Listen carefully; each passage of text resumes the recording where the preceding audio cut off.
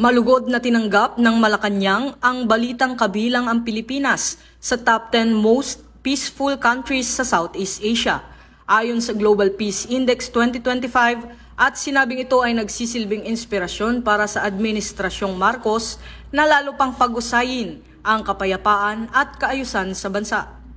Ayon kay Palace Press Officer and Communications Undersecretary Claire Castro, ang pagkakasama ng bansa sa ika-9 na pwesto sa rehiyon at ika-105 sa buong mundo ay patunay ng mga positibong hakbang ng pamahalaan sa pagpapanatili ng katahimikan. Dagdag pa ni Castro, ang pagkilalang ito ay nagpapataas ng kumpiyansa ng administrasyon na ipagpatuloy at paigtingin pa ang mga inisyatibo para sa isang ligtas, tahimik at maayos na bansa.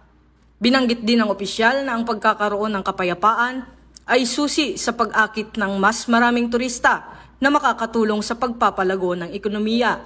Ang Global Peace Index na inilalabas taon-taon ay sumusukat sa antas ng kapayapaan ng mga bansa batay sa iba't ibang salik gaya ng antas ng karahasan, militarisasyon at relasyon sa ibang bansa.